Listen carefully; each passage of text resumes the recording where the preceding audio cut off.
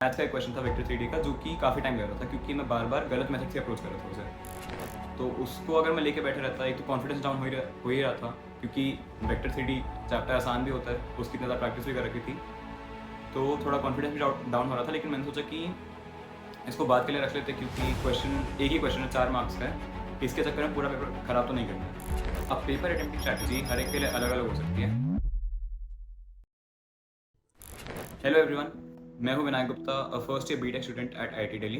आज मैं डिस्कस करने वाला हूं paper attempting strategy JEE Mains की। तो मैं वो पॉइंट डिस्कस करूंगा जो तुम्हें पेपर देते वक्त ध्यान रखने चाहिए, जिससे तुम्हारा ज़्यादा टाइम भी वेस्ट ना हो और तुम्हें पैनिक भी ना हो। ये वीडियो 2025 एस्पिरेंट्स के लिए तो काफ़ी ज़्यादा इंपॉर्टेंट है क्योंकि जेईई मेंस का जनवरी अटेम्प्ट काफ़ी नज़दीक आ ही चुका है। तो तुम लोग ऑलरेडी कई सारे मॉक टेस्ट दे रहे होगे।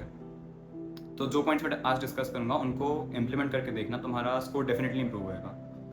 और जो 2026 एस्पिरेंट्स है वो भी इस वीडियो को स्किप तो मत करना, तुम्हारी भी ये वीडियो काम आएगी क्योंकि जहाँ भी तुम अभी पढ़ रहे हो वहाँ भी तुम रेगुलर मॉक टेस्ट दे ही रहे होगे, वीकली या मंथली, और अगर नहीं दे रहे तो देना शुरू कर देना। और जो पॉइंट्स मैं आज डिस्कस करूँगा उनको इम्प्लीमेंट करके देखना, उससे भी तुम्हारा फायदा होगा। मैं पहले भी कई बार एम्फसाइज कर चुका हूँ the importance of regular mock test और क्वेश्चन सॉल्विंग, तो उसको तुम फॉलो करते रहो। आज मैं सिर्फ जेईई मेंस की बात करूँगा। तो जेईई मेंस में तो हमारे पास 3 घंटे होते हैं जिसमें तुम्हें 75 क्वेश्चन अटेम्प्ट करने होते हैं। तो इसलिए इस वाले पेपर में टाइम मैनेजमेंट की इंपॉर्टेंस थोड़ी ज़्यादा होती है as compare to JEE advance. तो इसलिए तुम्हारी जो स्पीड होनी चाहिए काफ़ी अच्छी होनी चाहिए, एक तो क्वेश्चन सॉल्विंग की, और तो और एक चीज़ जो काफ़ी लोग मिस कर जाते हैं, तुम्हारी क्वेश्चन अंडरस्टैंडिंग की भी स्पीड अच्छी होनी चाहिए कि क्वेश्चन पढ़ के क्वेश्चन को कितनी जल्दी तुम समझ पा रहे हो। ये स्पीड भी तुम्हारी अच्छी होनी चाहिए और ये सब क्वेश्चन सॉल्व करके इंप्रूव होता है, स्पेशली एडवांस के क्वेश्चंस, क्योंकि एडवांस के क्वेश्चंस में सॉल्विंग का तो एक पार्ट होता है, एनालिसिस का पार्ट उससे ज़्यादा इंपॉर्टेंट होता है कि तुम क्वेश्चंस जो एक लेंदी क्वेश्चन होता है उसको कितनी ईजिली ब्रेक डाउन कर पा रहे हो। तो इसलिए जैसे मैंने पिछले वीडियो में भी बोला था कि जेईई मेंस के साथ साथ एडवांस के क्वेश्चन भी करते रहना, उससे तुम्हारा मेंस में बेनिफिट होगा। तो इसलिए बोला था क्योंकि ये तुम्हारी स्पीड और कॉन्फिडेंस इंप्रूव करवाता है, जिससे तुम क्वेश्चंस को काफ़ी जल्दी इंटरप्रेट कर पाओगे और फिर सॉल्व करना शुरू कर पाओगे। पर सॉल्विंग की स्पीड तो तुम्हें अपनी इंप्रूव करनी है। अब पेपर अटेम्प्टिंग स्ट्रैटेजी हर एक के लिए अलग अलग हो सकती है, तो मैं एक जनरल आइडिया दे देता हूँ कि तुम्हें पेपर कैसे अटेम्प्ट करना चाहिए। सबसे पहले तो मैं अपना बता देता हूँ कि मैं क्या पैटर्न फॉलो करता था मॉक टेस्ट में भी and in the final exam too. तो शुरू के जो मॉक टेस्ट थे उनमें तो I used to follow the pattern कि सबसे पहले फिजिक्स 25 के 25 क्वेश्चन, फिर पूरी केमिस्ट्री एंड देन पूरी मैथ्स। ये इसलिए क्योंकि शुरू से मेरा फिजिक्स में कॉन्फिडेंस थोड़ा हाई था और मैथ्स सबको पता है कि लेंदी होती है, तो फिजिक्स को सबसे पहले कर लिया और मैथ्स को सबसे लास्ट में। फिर एक मॉक टेस्ट में मैंने सोचा कि थोड़ा एक्सपेरिमेंट करते हैं, तो उस टेस्ट में मैंने थोड़ा अलग ही पैटर्न फॉलो किया था, सबसे पहले मैथ्स, फिर फिजिक्स, फिर केमिस्ट्री। बट कोइंसिडेंटली हुआ क्या कि उसी टेस्ट में मैथ्स थोड़ी ज़्यादा मुश्किल आ गई थी, तो उसमें मेरा टाइम ज़्यादा वेस्ट हो गया। फिर आगे का पेपर भी मेरा थोड़ा बिगड़ गया था, तो उस टेस्ट में थोड़े कम ही मार्क्स आए थे मेरे। इसलिए उस टेस्ट के बाद तो मैंने सोच लिया कि मैथ्स को कभी पहले करना ही नहीं है। उसके बाद से मैथ्स मैंने हमेशा लास्ट में अटेम्प्ट करी है। उसके बाद से मैं मतलब स्विच करता रहता था, कभी फिजिक्स पहले कर लिया, कभी केमिस्ट्री पहले, लेकिन मैथ्स हमेशा लास्ट में।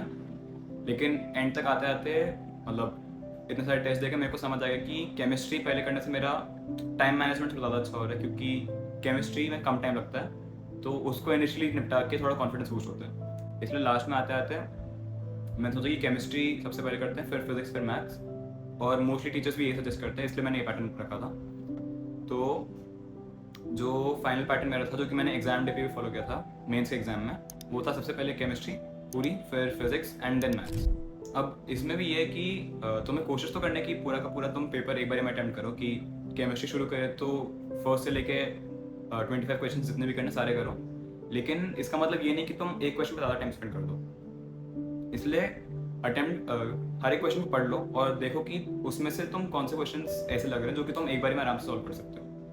अगर ऐसा लग रहा है कि 2 मिनट दोगे आराम से सॉल्व हो जाएगा तो उसको कर लो, लेकिन अगर लगता है कि ज़्यादा टाइम वेस्ट हो जाएगा तो उस क्वेश्चन को बाद के लिए मार्क करके छोड़ दो, और फिर जब तुम्हारा पूरा पेपर एक बार अटेम्प्ट हो जाएगा कि तुम सारे क्वेश्चन गो थ्रू कर लिया, उस क्वेश्चन को फिर बाद में उन क्वेश्चन को बाद में अटेम्प्ट करना जो तुमने मार्क कर रखा। वरना होगा क्योंकि एक क्वेश्चन है जो तुम लेके बैठ गए कि इसको तो आज सॉल्व करके मानेंगे, लेकिन उससे तुम्हारा टाइम वेस्ट हो रहा है और आगे के क्वेश्चन है, फिर तुम जब जाओगे तुम्हारे पास कम टाइम बचेगा, तो तुम्हें एक माइंड में पैनिक भी क्रिएट हो जाएगा, तो वो करते करते तुम्हारी एक तो मिस्टेक्स भी बढ़ जाएगी और हो भी सकता है कि तुम्हारा पेपर छूट जाए।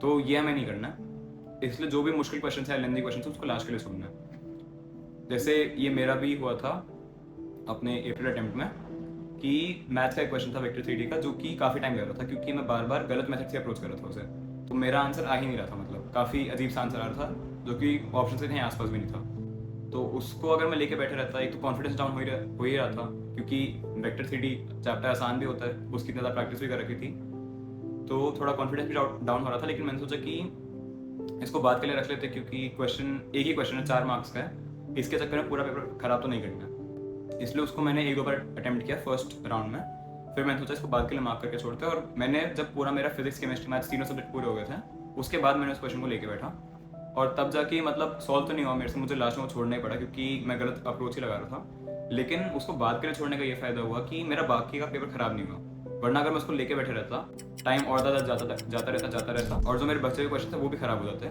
तो जहाँ मैंने उसके लिए बस 4 मार्क्स हुए, क्या पता अगर मैं ज़्यादा क्वेश्चन उसके वजह से छोड़ देता, 40 मार्क्स भी जा सकते थे उसकी वजह से। तो इसलिए यही करना है कि जो मुश्किल है लेंदी क्वेश्चन, तो उसको बाद के लिए छोड़ दो, क्योंकि एक क्वेश्चन की वैल्यू बस 4 मार्क्स ही है, उससे ज़्यादा इतना भी ज़्यादा फर्क नहीं पड़ेगा। एक और स्ट्रैटेजी तो तुम फॉलो कर सकते हो, वो ये है कि पहले तो सारे सब्जेक्ट्स के MCQ क्वेश्चन सॉल्व कर लिए, और फिर सारे सब्जेक्ट्स के न्यूमेरिकल क्वेश्चन सॉल्व कर लो, क्योंकि न्यूमेरिकल क्वेश्चन में कैलकुलेशन ज़्यादा होती है, तो मिस्टेक्स के चांसेस भी थोड़े बढ़ जाते हैं। इसलिए जब तुम्हारे मोस्टली क्वेश्चन हो चुके होंगे, तो एक तो प्रेशर कम होगा, तो लास्ट में अगर उनको करोगे तो मिस्टेक्स के चांसेस कम होंगे। एक और चीज़ ये कि एक ही क्वेश्चन करने के कई सारे तरीके हो सकते हैं, स्पेशली मैथ्स में।